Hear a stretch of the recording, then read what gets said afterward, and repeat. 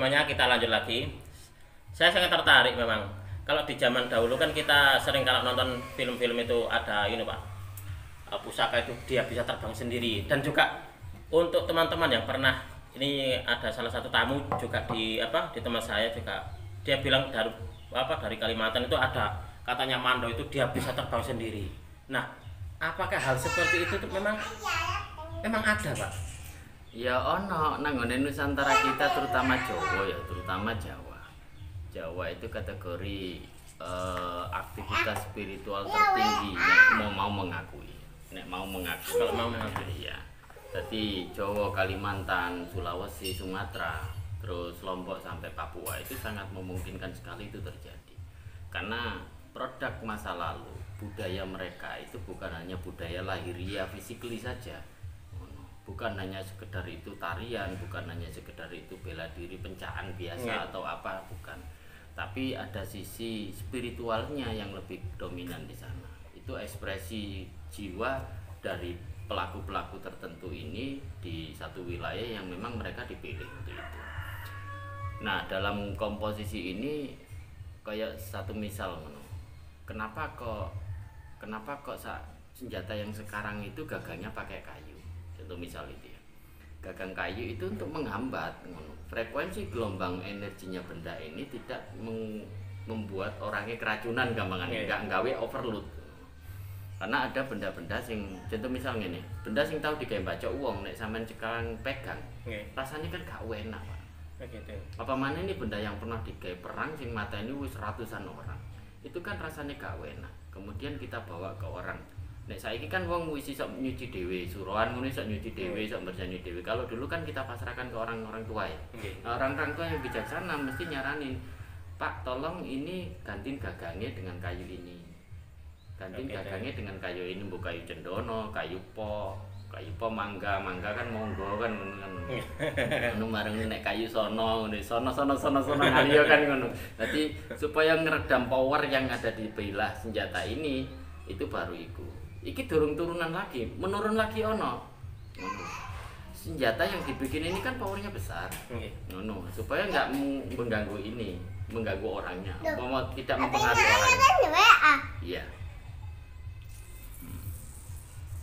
Karena wis bawaan sana.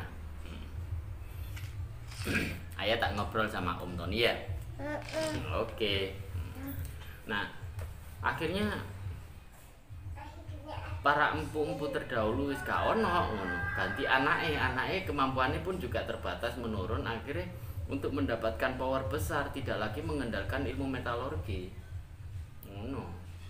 Ya wis nggae cem-ceman iku mau ngono, wis nggae syarat supaya senjata sing wis rumusan sing teko bapakne mbae lakukan itu dipakai, tapi kan nggak bisa meramu sehingga mempunyai pancaran gelombang energi khusus dan seterusnya. Wis pokoknya nek mancarkan tok ono. Nah, kemudian dia pakai ono lah istilah eranya, wis nggak perlu tak sebutkan era itu mulai ada sejak kapan. Baru kemudian kekuatan ini yang berkaitan dengan para astral itu, demit kali, demit kerumpul atau apa ngono. Berarti kalau boleh dibilang penurunan kayak pusaka-pusaka yang dia bisa terbang, apakah memang dibawa oleh bangsa-bangsa lembut seperti itu? Apa? Tidak selalu begitu, bukan. Iki saya tak jelasno tentang penurunan iku moyo, penurunan kualitas pusaka. Baru akhirnya kita mengenal, ya nggak salah masyarakat kita nganggap iki ono khodame, nggak salah. Karena memang era itu pernah dan sampai hari ini masih terjadi. Masih ada. Ya contoh misal kayak ngono mau pekno ae wis sing mari kecelakaan ya ditempat ditambahno nang ngene kono ditempat beres.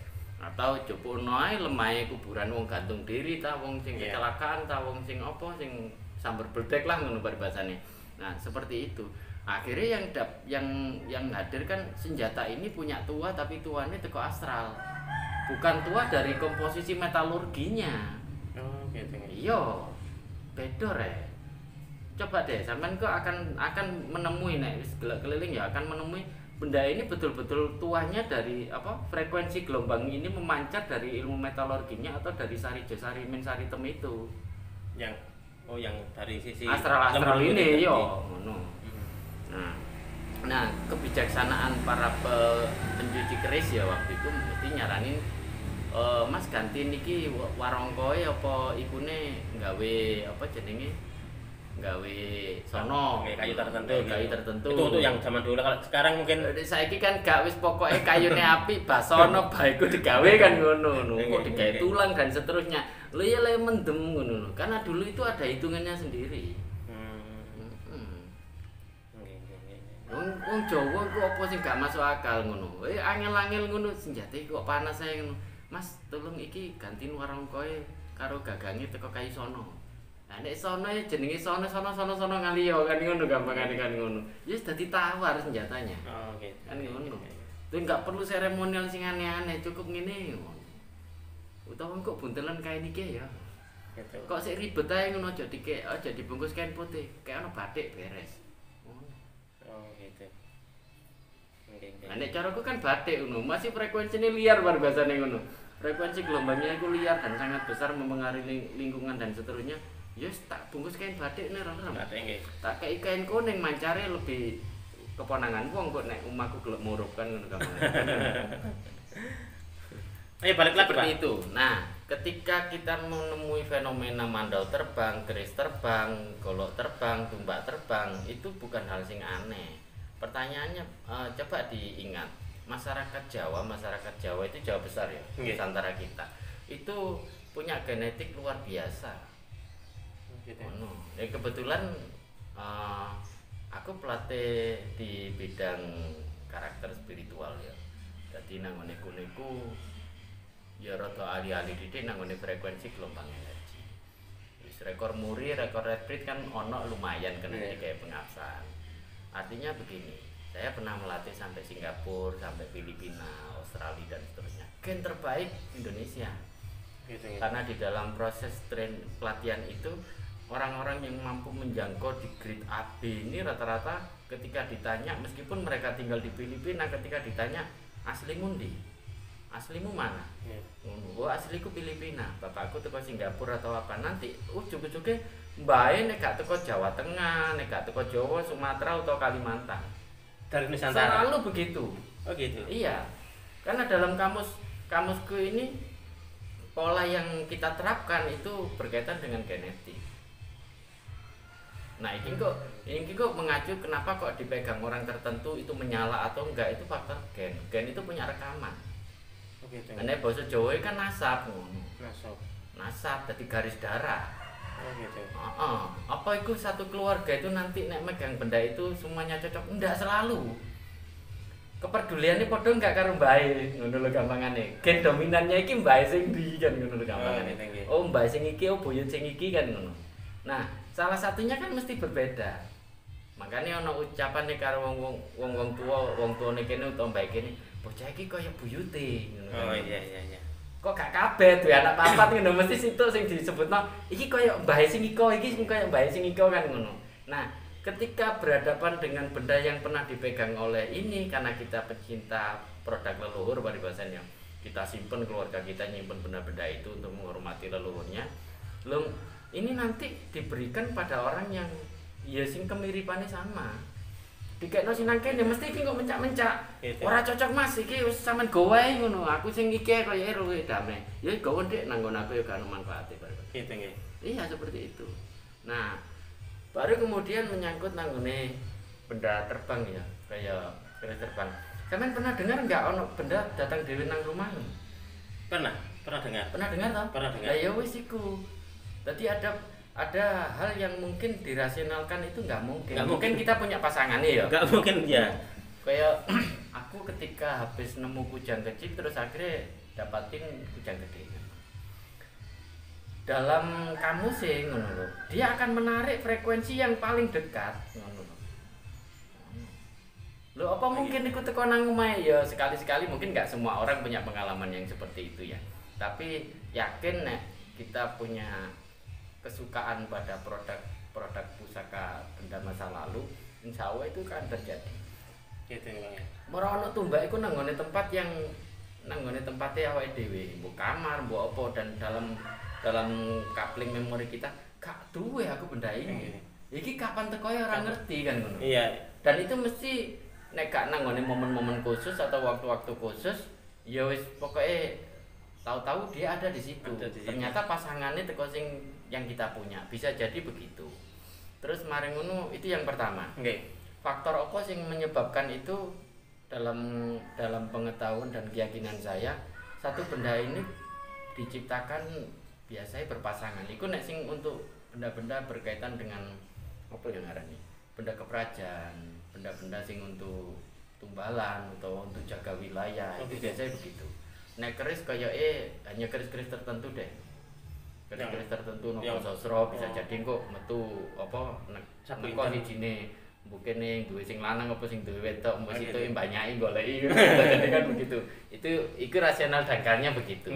Dan itu jarang terjadi. Itu hanya orang-orang spesial banget sing uteke enggak melulu nang ngene klenik biasanya. Nah sing ngelenek-ngelenek malah enggak iso. Oh gitu malah. Rata-rata begitu ya coba entah. Orang ini sing akal itu rasional banget, semuanya itu dianggap bahwa ini benda-benda koleksi untuk menghormati budaya masa lalu nenek moyang dan seterusnya. Malah ngono-ngono itu sing gelem dicoba. Gitu. Pak Rakai pernah berarti ya? Ya tadi apa? Ya tadi. ono tapi tutu sing iku. Oh ada. Ono cuman nek ceritanya kok malah gak asik kan. Jadi Pak Rakai bisa bercerita karena Pak Rakai sendiri juga pernah mengalami dan juga saya beberapa teman itu juga pernah juga bilang, Mas saya terus punya loh. Itu kan gak masuk akal. Ono mana gini, saya nggak suka dengan benda yang wangi ini minyak-minyakan. Karena semua barang yang saya punya ini saya kasih baby oil. Oh pantat bayi aja aman kan ngono, apalagi logam kan. Lo dulu waktu itu aku punya satu keris apa ya, keris elek lah ngomong. Itu ketika itu nangone tambak waktu itu aku dapat nangone wit apa ning bolongan iku ono keris iku. Ada Pak itu ono. Nah, yang bikin saya nggak seneng itu dalam waktu-waktu tertentu mendadak wangi. Keris tersebut. Iya, akhirnya kan tak ikuno. Aku rada alergi karo wangi ngono iku. Oh gitu. Tapi nek wangi parfum ibu-ibu kalau parfumnya istri seneng. Iya, seneng. Tapi nek parfum ngono kan enggak seneng. Akhirnya kebetulan ketika aku ngerasa wis keberatan ya aku gak seneng iki karena sering kali begitu. Di momen-momen tertentu berarti istri tak tanya, ono sing mari mbukake kita, adik ta sapa ka ono ya nang ngono tak tele nang sempitan lemari dan yang tahu aku apa istri. Mendadak ruanganku dadi wangi dan itu sumbernya dari situ. Lho keris iku koyo basah. Gitu. Ya sapa sing minyaki? Wong aku anti minyak e. Minyak goreng iya kan ngono. Akhirnya ono kanca teko ngono. Kon lak seneng ngono iki iki gawen ae pen. Malah dikasihkan. Ya tak keno ngono. Dadine aku gak ngono. Oh gitu. Wah. Iku contoh sing misterius ya. Sing minyaki sapa gak ngerti, moro-moro mendadak wangi dan ininya basah. Bilahnya basah. Ya cari wong-wong arek ngombe kan ngono. Ngombe nang dinyasar palingan ngono. Nah, ada nggak teman-teman ini yang bilang? Insya Allah kok ono nek ngene ku nek soal keris insya Allah ada. Dan itu alamiah, duduk akalmu, Pak. Wis itu di luar ukuranmu. Ya mor-mor itu terjadi apa dia keluar dulu minum, bu nyocok nanti kan keluar balik mana kan ada gitu ya. Nah, misteri seperti ini kan susah digambarkan. Susah sampai lihatan dari ilmu komposisi pengetahuan fisika kimia pun sulit ngono. Sulit dijelaskan. Benda menuju masa kemudian balik lagi ke benda. Ngono. Nah ini kan wis sulit. Apa mana sing terbang? Nek nang nggone terbang itu dalam keyakinan saya malah begini. Itu bukan bendanya yang terbang sendiri. Ngono. Apanya, Pak? Jadi orangnya yang mengendalikan ini bisa terbang. Orangnya. Ya kalau di Mandau tadi katakan dia kepala suku dia mengendalikan. Tapi kalau yang nek kene ngarani kan langsung sakti ngono ya, kan sakti. Tapi kalau dibedah di dalam bahasa ilmiah yang sekarang dengan teknologi frekuensi gelombang energi tertentu, itu kan kemampuan telekinetis. Telekinetis. Iya. Kemampuan telekinetis itu kan kinetis jarak pendek dan jarak jauh. Benar sekali ini. Nggih. Nah, karena ada interaksi antara benda dengan orangnya dengan kemampuan telekinetis, pengendali pikiran dan pengendali energi dan pengendali elemen. Nah, itu terjadi, benda itu bisa terbang. Benar. Ini adalah ilmiahnya ini seperti ini, sahabat. Jadi, sapa sing iso nglakoni ngono? Ya nek umpama awake dhewe gelem Kelem rodok bijaksana ngendono klambi, telanjanglah sedikit atau kacamatamu bukaan. Kacamata kudanya dilepas ya. Cobaan lihatan sekeliling. Ngono. Oke, tahun 80-an umpama. Dalan sik akeh jogol-jogol. Iya. Ketika ono montor waktu itu helicak gampangane kan. Helicak zaman waktu itu kan helicak itu rumon angguna ya. Helicak mancep ngono. Itu helicak nek diangkat wong situk kan gak kuat. Nggih. Tapi suatu saat iku ana wong ketika supire wis kejebrok nang kono wis helicake miring ngono. Lho, ana wong sing bantu dengan hanya tangan kiri tok iku iso ngangkat helicak iku dan minggirno.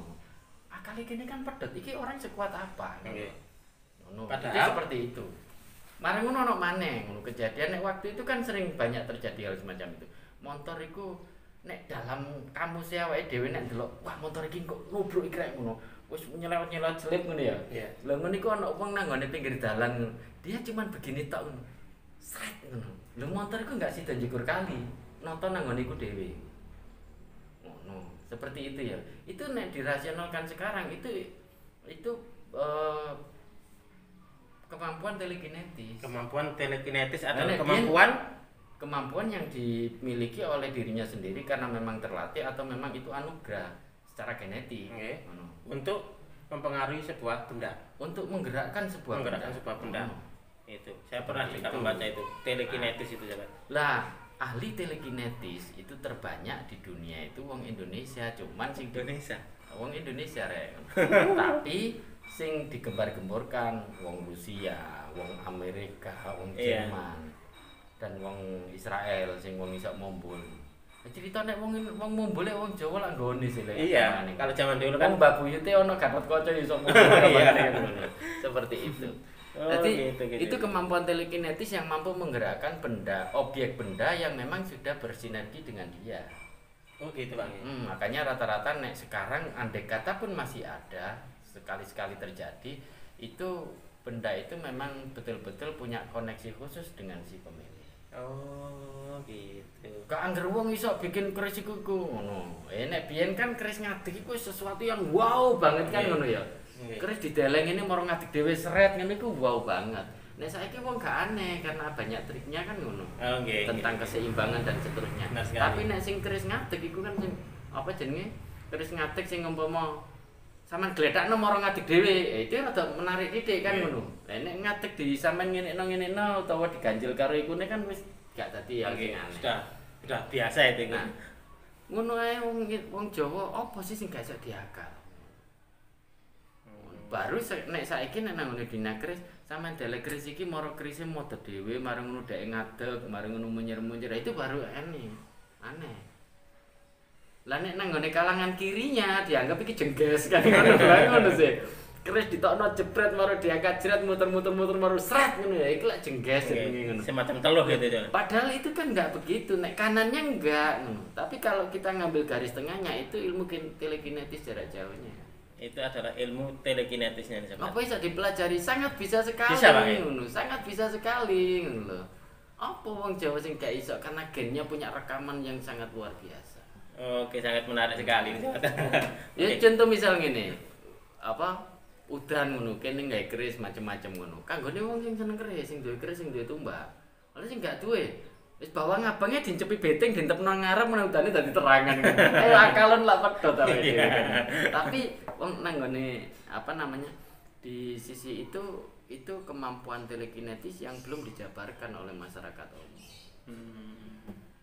Siap. Dia mampu menggerakkan benda dan menggerakkan elemen kayak mendung, kayak air dan seterusnya. Oke. Dan itu kalau di manajemen di dalam ilmu metalurgi akhirnya jadi kayak setro banyu.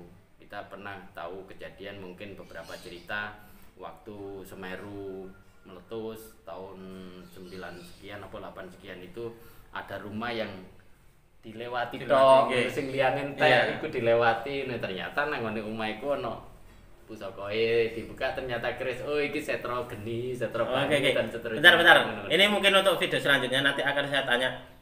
Soalnya tetangga saya juga pernah ini Pak katanya rumahnya itu kebakaran. Nah kebakaran ternyata di tempatnya keris itu loh utuh sendiri ya. Mungkin itu nanti dijelaskan oleh Pak Raka ini di video selanjutnya nanti sobat.